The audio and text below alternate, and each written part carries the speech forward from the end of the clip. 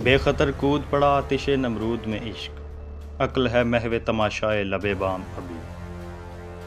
باغی ریسرچ کے ناظرین، آپ نے کئی ظالم حکمرانوں کی دردناک موت کے بارے میں پڑھا سنا ہوگا۔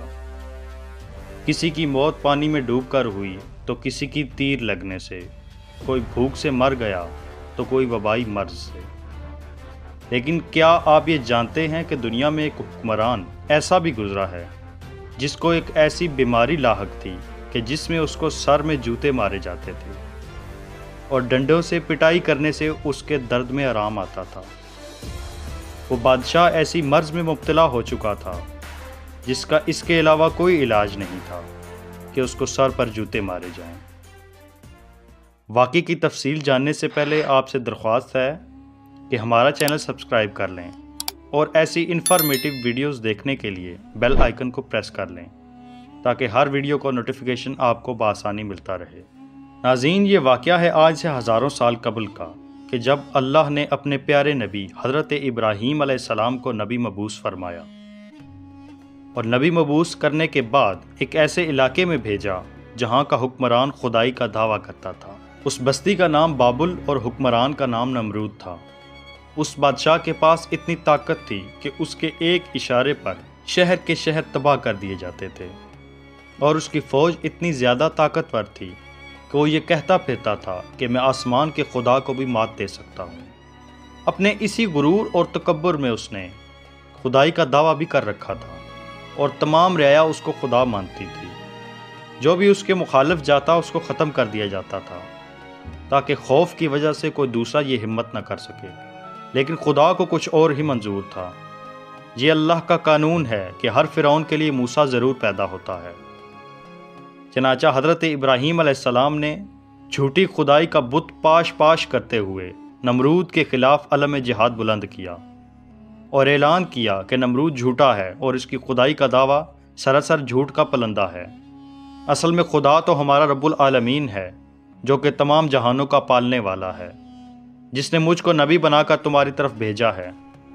ابراہیم علیہ السلام کے دعویٰ نبوت کے بعد نمرود نے ہر ممکن کوشش کی کہ حضرت ابراہیم علیہ السلام کو علم اور حکمت کے میدان میں مات دی جائے، لیکن اس سے قاصر رہا۔ ایک بار جب اس کا سامنا حضرت ابراہیم علیہ السلام سے ہوا تو ابراہیم علیہ السلام نے اسے کہا کہ اگر تو رب ہے تو سورج کو مغرب سے طلوع کر کے دکھا۔ یہ میرے ہی رب کی شان ہے کہ وہ سورج کو مشرق سے طلوع کرتا ہے اور مغرب میں غروب کرتا ہے۔ اس بات پر نمرود لاجواب ہو گیا اور انتقام پر اتر آیا۔ نمرود نے یہ حکم دیا کہ آگ کا انتظام کیا جائے اور ابراہیم علیہ السلام کو اس آگ میں پھینک دیا جائے۔ اس کے بعد ایک ایسا مینار بنایا جائے جس پر کھڑا ہو کر میں آسمان والے خدا کو للکار سکوں۔ چنانچہ ایسا ہی ہوا اور ابراہیم علیہ السلام کو آگ میں پھینک دیا گیا، اور اس کے بعد ایک ایسا مینار تعمیر کروایا گیا جو آسمان کے بادلوں تک بلند تھا۔ نمرود اس مینار پر چڑھا اور اپنی خدائی کا دعویٰ کرتے ہوئے بولا، میں ہی اصل خدا ہوں اور میں ہی سب سے زیادہ طاقتور ہوں، کوئی ہے جو میرا مقابلہ کر سکے؟ اسی موقع پر ایک فرشتہ حاضر ہوا جس نے آخری بار نمرود کو حق کی دعوت دی، جس کو نمرود نے ٹھکرا دیا، اور فرشتے نے جانے سے پہلے یہ کہا کہ خدا اگر چاہے تو ایک حقیر چیز سے بھی تمہیں مات دے سکتا ہے اور تمہاری فوج کو نیست و نابود کر سکتا ہے۔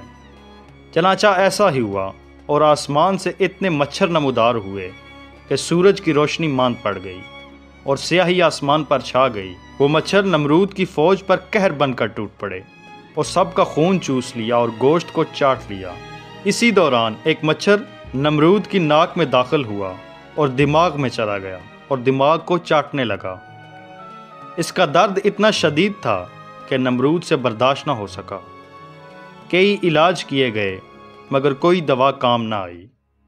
آخر یہ صلاح دی گئی کہ مچھر کی توجہ کو ہٹانے کے لیے سر پر کوئی چیز ماری جائے، جس پر عمل کیا گیا۔ جیسے ہی ایک ڈنڈا نمرود کے سر پر مارا گیا تو کچھ وقت کے لیے مچھر نے نمرود کی جان چھوڑ دی، جس سے نمرود کو کچھ سکون ملا۔ پھر اس کے بعد کچھ ایسا ہوا کہ یہ مار نمرود کی عادت بن گئی، جس میں نمرود کے سر پر جوتے اور ڈنڈے مارے جاتے اور نمرود کو آرام ملتا رہتا۔ ایسے ہی کئی سالوں تک خدائی کا دعویٰ کرنے والا حکمران سر پر جوتے کھاتا رہا اور اپنا مذاق بناتا رہا۔